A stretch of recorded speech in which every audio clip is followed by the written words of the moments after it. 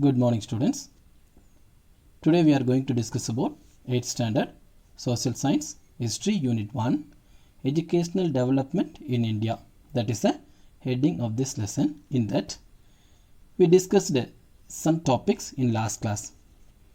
That is, know the ancient system of education in India.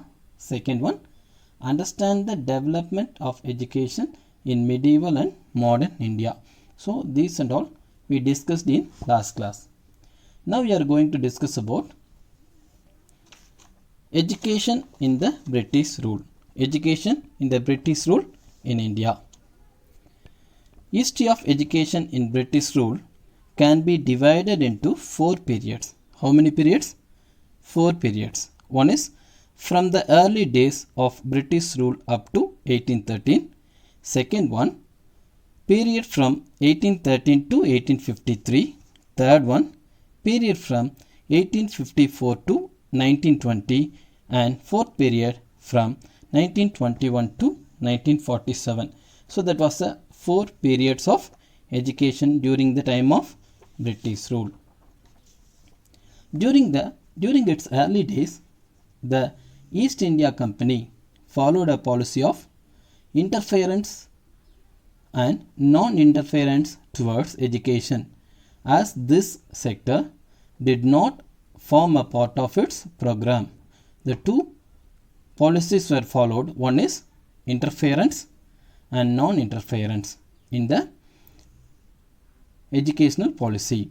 Second one, the company's charter was renewed in 1813, which compelled the company to assume responsibility for the education of Indians, though on a very limited scale. The company compelled to assume responsibility for the education of Indians, though a very limited scale. Besides, missionaries and non-missionaries like Rajaram Mohan Roy of Bengal, Pachayapar of Madras, W. Fraser of Delhi contributed to the cause of education. They want to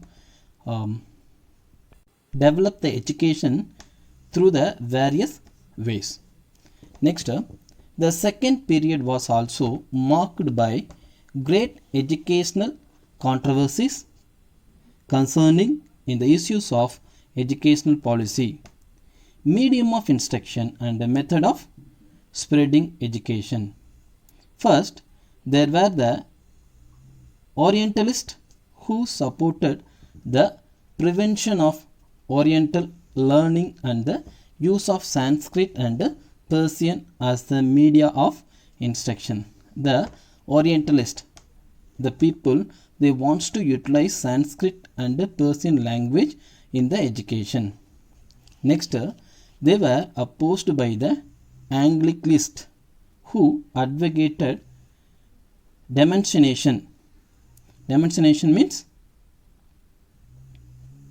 dissemination of Western knowledge through English. Dissemination means spread of English knowledge through the English language.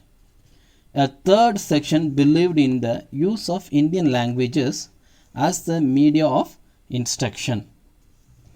These controversies were partially set at rest of Macaulay's minutes of 1835. Macaulay, he was a educationalist as well as he was a British man, gave some solution to the controversies in the Indian education in 1835. Higher education was de-orientalized, encouraging English education for the upper classes. Each province was allowed to follow its own educational policy. But even then, the controversies continued till 1854. Till 1854, the controversies, they could not stop. The third phase of British influenced education may be called the period of an all India educational policy. It commenced with Sir Charles Wood Despatch in 1854. Next, The fourth phase may be called the period of provincial autonomy. Provincial autonomy means the freedom of government. The Act of 1935 ushered a new era of educational advancement through the country. The new programs were hit hard by the worldwide economic depression in 1929. During the time of 1929, the world was depressed by the economic depression. So, the policies or the activities of the government was totally stopped. The introduction of complete provincial autonomy. Provincial autonomy means the free government. By the Government of India Act of 1935 further strengthened the positions of the provincial ministers of education. After the Second World War, a very important plan for educational development known as the Sargent Report 1944 was prepared. This blueprint had a powerful influence on contemporary education both in thought and as well as practice. That Sargent report was very much help to the contemporary education in nowadays. Okay students, next we are going to discuss about educational development of independent India. Educational development of independent India. After we got the independent, how the education was developed. Okay, the new epoch making era in the history of education was ushered with the attainment of independence in 1947. The independence was very much helped to the Indians to develop the educational system in India. It brought a new hope, a new vision, a new future for the Indians. That independence gave the new hope, new vision, new future for the Indians. In 1948, Dr. Radhakrishnan Commission was appointed to present a report on university education. That Radhakrishnan Commission was appointed for the development of university education. In pursuance of the commission's recommendation, University Grant Commission was constituted to determine the standard of higher education. Why it was appointed? Why the Radhakrishnan Commission was appointed? That means determine the standard of higher education.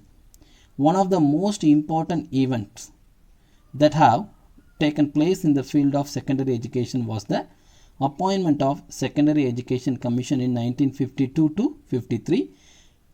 1952 to 53, the Secondary Education Commission was appointed.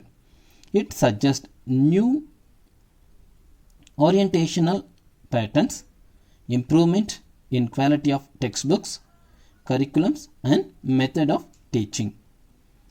That Secondary Education Commission was very much concentrate on new orientational patterns, improvement in quality of textbook, curriculums and methods of teaching. An education commission under the chairmanship of Dr. D.S. Gothari was appointed by the Government of India in 1964. In 1964, D.S. Gothari Commission was appointed. Free and compulsory primary education for all children up to the age of 14 years and uniform educational structure of 10 plus 2 plus 3 pattern were its main recommendation. That was a main recommendation of the Dr. D.S. Gothari Commission. Next, National Policy of Education. National Policy of Education. The first national policy, the first national educational policy of 1968 marked a significant step in the history of education in post-independent India. The national policy, educational policy was formed in 1968. It's make a significant step in the history of education in post-independent India.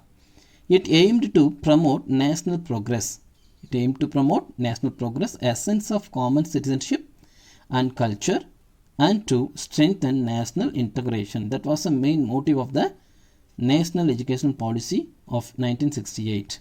In 1986, the Government of India introduced a new education policy. In 1986, another new educational policy was introduced by Government of India.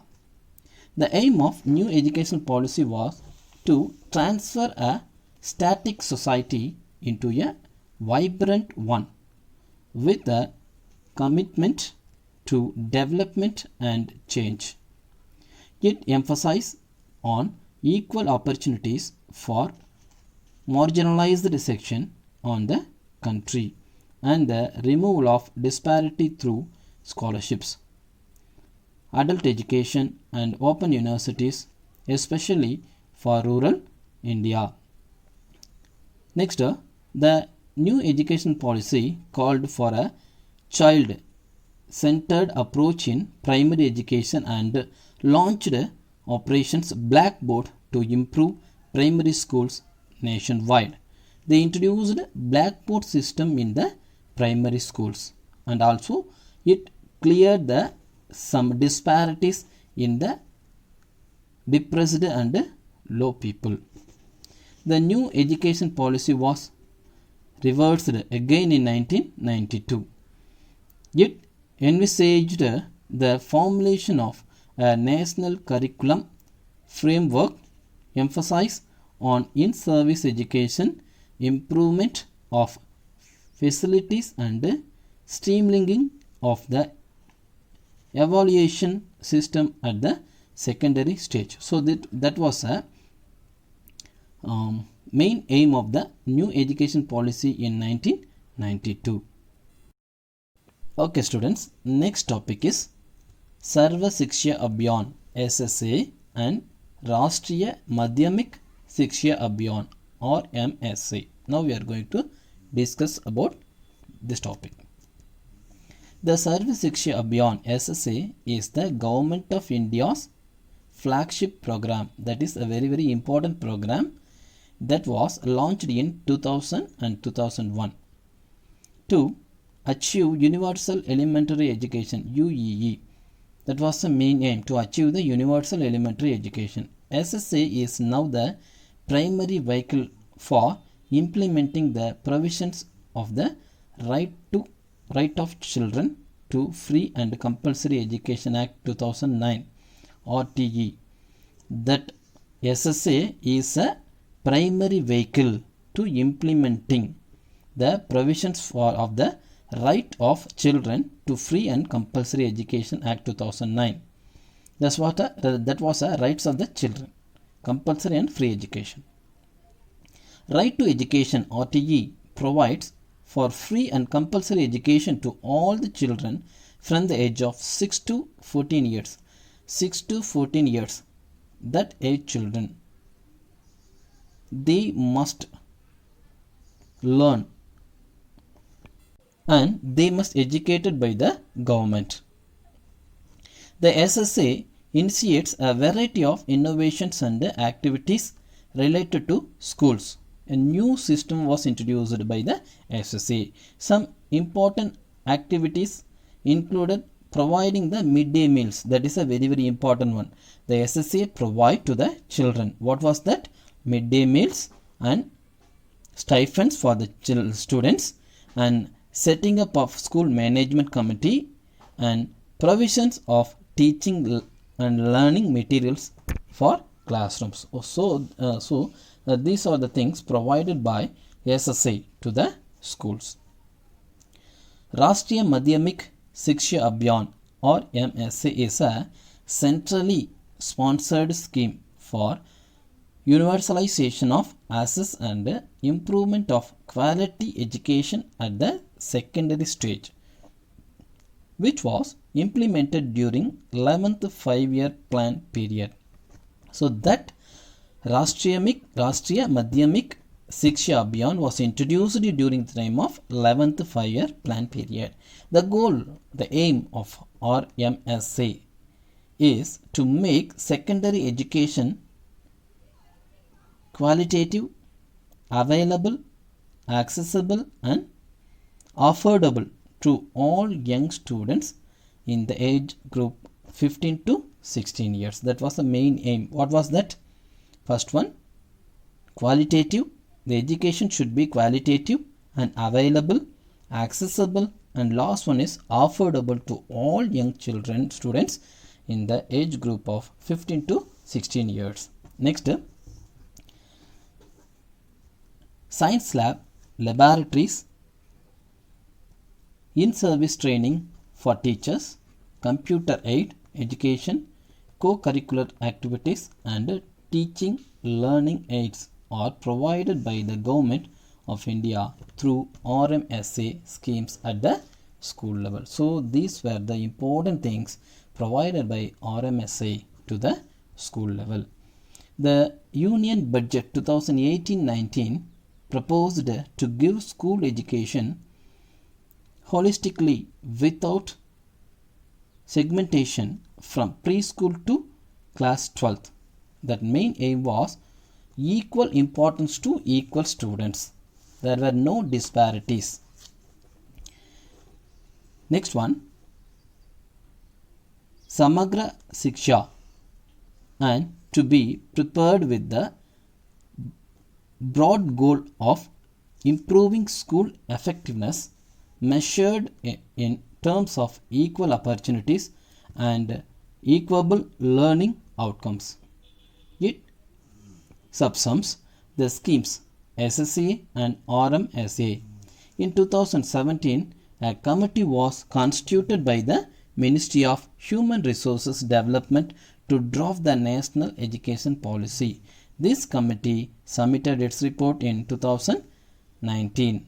That Human Resource Development, Ministry of Human Resource Development Committee was formed in 2017 and it's submitted its report in 2019 about the school level.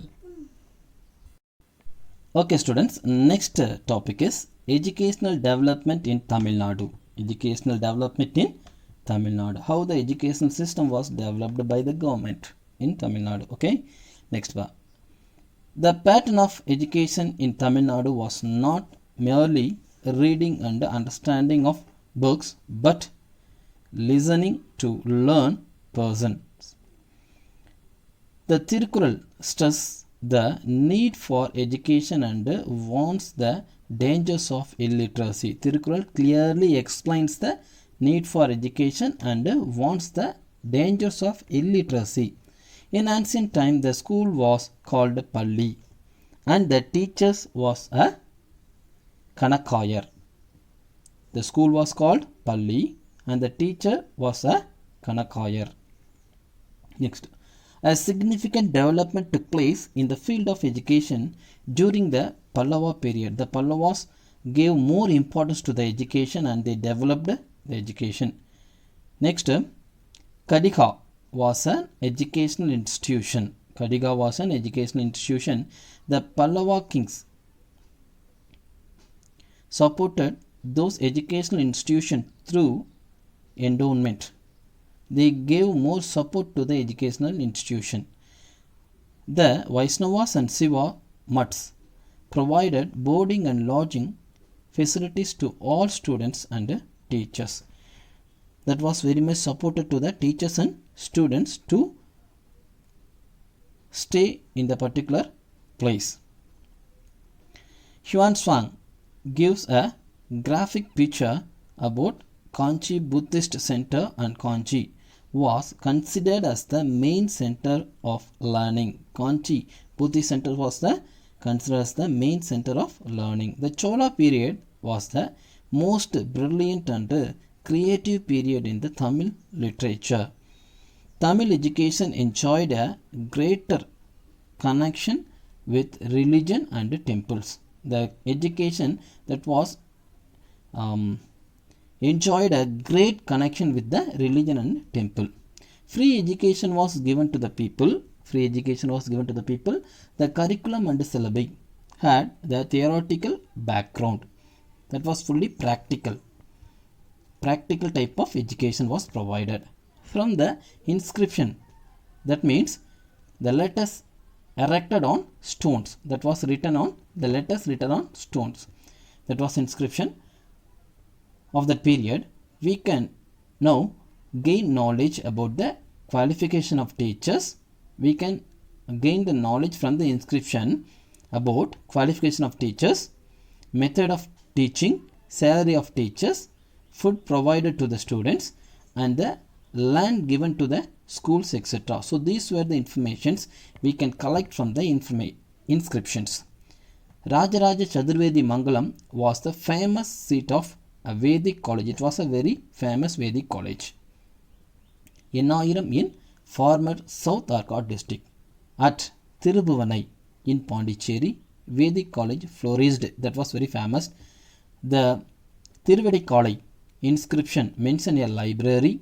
Next, Thiruvadurai inscription of Veera Rajendra refers to a medical school. So these were the very important details we can collect from the inscriptions. Next, the Pandya kings patronized Sanskrit in an exemplary way. It is revealed in the copper plates. The activities of Pandya kings to develop the Sanskrit we can know through the copper plates. The educational institutions of that period was called as Kadigai, Salai and Vidya Sadhanam. Lands were given to teachers. They were known as Salabhagam. Next, the famous college during the Pandya region was Kandalur Salai. That was a very famous college during the time of Pandyas, Kandalur Salai. Mutts occupied a significant place in the promotion of education. Learning flourished under the Vijayanagar rule. Many educational institutions were established under their patronage. Thinnapalli Kodam was established during the Nayak rule. So, there were a lot of dynasties and ruling families. They were very much help to the education and promotion of education during that period. Next, modern period. Fernand, who came to Madurai during the time of Veerappa Nayak, established a primary school. He was a founder of primary school in Madurai during the time of Veerappa Nayak. The Maratha ruler Sarfoji II collected the old records and kept them in the Saraswati Mahal library. He also had a printing press with Devanagari type which was located in Tanjavur. Pradhan is an important center for higher education in the country. Pradhan was a very important education center, higher education center in the country. Sir Thomas Munro, the governor of Madras Presidency in 1820-27, was highly responsible for the introduction of Western education in Madras Presidency. He was a very famous person in English. He was a very responsible for the introduction of Western education in Madras Presidency. He appointed a committee to conduct a statistical survey of the condition of the education. He wants to know about the condition of the education, so that's why he appointed a committee. The education committee of Munro recommended the creation of two principal schools. One is collector and Tahsildar schools in each district. In 1835, Lord William passed a resolution favoring the introduction of Western system of education in India. Lord William passed the resolution favor of Western system of education in India. Wood's Dispatch of 1854 introduced the Department of Public Instruction in Madras Presidency. Grant in aid was given to all schools.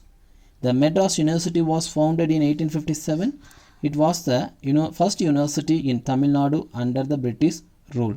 The Madras University was founded in 1857. That was the first university in Tamil Nadu under the British rule. In 1852, the local Broad Act was passed. The Broad was empowered to open new schools and to get grants from the government. The Act was passed to open new schools and get grants from the government. By 1938, all subjects except English was taught in Tamil in schools. All subjects was taught in Tamil language except English. Next, the Annamalai University was founded at Chidambaram in 1929. This was the next step in the development of higher education. The last topic is education since independence. Education since independence. Free education at the secondary school level was introduced in 1964 to 65. 1964 to 65, free secondary school education. The Gandhigramam Rural College was established in 1975. Gandhigramam Rural College was established in 1975. Distance education also been introduced to educate those who could not go to the college. The distance education was very much help to the students, those who could not go to the college. In 1956, a midday meal program was introduced in schools. Later, it was extended as nutrition meal scheme in 1982 to avoid dropouts in school. 1956, midday meal scheme was introduced. In 1982, that was promoted to nutrition meal scheme. Next, last one, the national policy of education was framed in 1986 and was modified in 1992. 1986 national policy was educational policy was modified in 1992. Since then, several changes have been taken place to meet the changing dynamic of the society. So this new national education policy was changed. It made dynamic changes in the society. Okay, students, the first lesson is over in history. Next lesson we can discuss in the next class. Okay, thank you.